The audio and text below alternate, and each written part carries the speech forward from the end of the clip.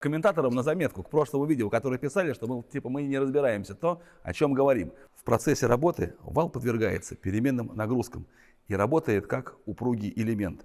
И, естественно, с течением времени на нем и появляется вот это биение, которое приводит к выходу из строя всего турбокомпрессора и картриджа в частности. У нормального вала биения быть не должно. У этого есть, видите, 2 сотки.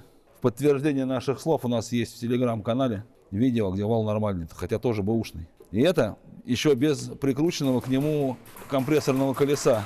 Сейчас мы прикрутим, биение увеличится. Давайте это продемонстрируем.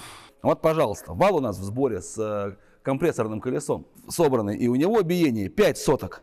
Вот она, видите? Поэтому не надо писать то, в чем не разбираешься, да? И петь военных песен, особенно по этому поводу.